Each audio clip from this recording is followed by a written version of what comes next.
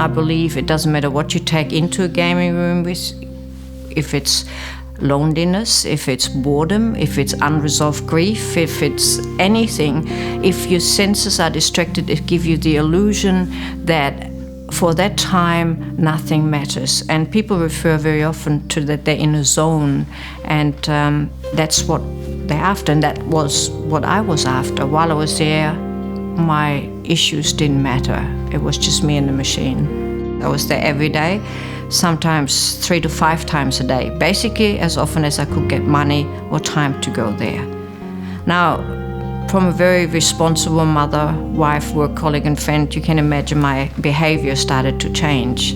There were endless lies about where I was, why I never was where I was, why I was always late, why specifically money was always an issue for us.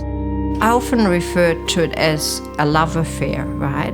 So at the height of my addiction, my family didn't matter, my children didn't matter. I remember taking money out of my daughter's money box, and I came home that night and she had found the note that I've taken the money. And I remember sitting at her bedside and tears running down my face when my little girl said, "Mummy, can't Daddy buy you a poker machine so you and the money just stay at home?" You know, that hurt. But and at that moment, I would have done anything to stop. But when the beast talked to me and said, "Let's just go and play $10 and this time you can control it," I wasn't strong enough, and I switched from the jackal into Hyde, and all I wanted was to feed the beast. So they had trouble dealing with me as a mother that wasn't the loving and caring person that I should have been. Going back, looking at my affair with the pokies, the consequences of my behavior over these 4 years are something that I have to live with. They're all forgiven me, I have forgiven myself, but nobody can give me the time back. There's lots of indications that more and more the gambling beast became stronger and I became weaker. I would see this ugly thing talking to me and I'd talk back to it like I would talk to my worst enemy. I'd say, "Hey, you would like to go and spend $10.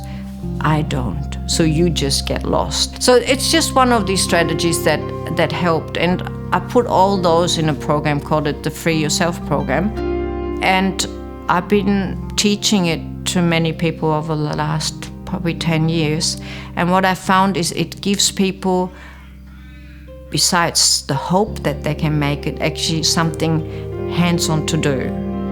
Peter, my husband, always says if you go to a gaming room every day and you sit in front of a poker machine, everybody gets hooked because that's the way they're designed. And I agree.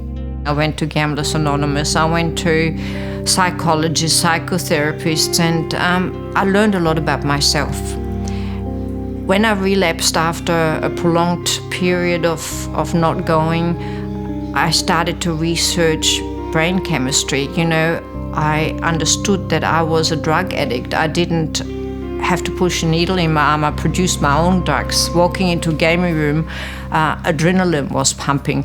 When I look at a gaming machine now, it's like, you know, looking at the old flame and thinking, God, what on earth did I ever see in them? So I know that, you know, I've been changed to a point where they won't be an issue for me anymore.